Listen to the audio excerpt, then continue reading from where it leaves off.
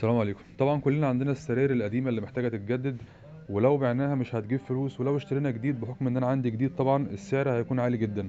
فالحل هو تجديد السراير. طبعا اي سرير ايا كان موديله ايا كان وضعه ينفع يتجدد، اهم شيء تكون نجارته كويسه، ما تكونش النجاره مثلا متبهدله. دول كانوا قدام وجددناهم على الموديلات الجديده اللي هي النفخ الدوران. تمام، الجناب والدهور والظهر الكبير والصغير. طبعا الجناب برضو اللي هي الخشب نفس الموضوع، برضو ممكن توفر وتعملها ساده، وممكن تعملها طبعا ايه بسفنج بسيط، وممكن تعملها بسفنج اللي هو 4 سم بالتشريح. السراير اللي هي ال 120 عندنا منها كميه الحمد لله اكتر من 20 موديل باسعار كويسه جدا. لو حد عايز سراير فرداني ولا حاجه برضو موجود.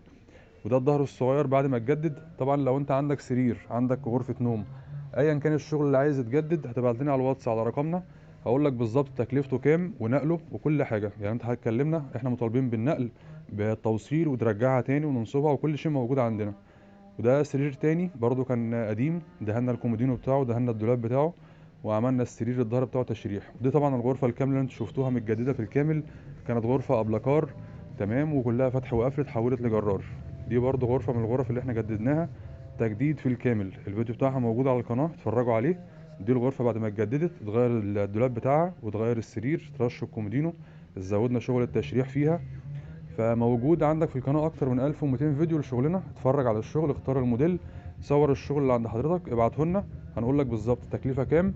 وتأكد ان انت في كل الأحوال هتوفر كتير جدا. أهم شيء تكون النجارة تستاهل ان احنا نصرف عليها. تمام، واحنا هنعين برضه.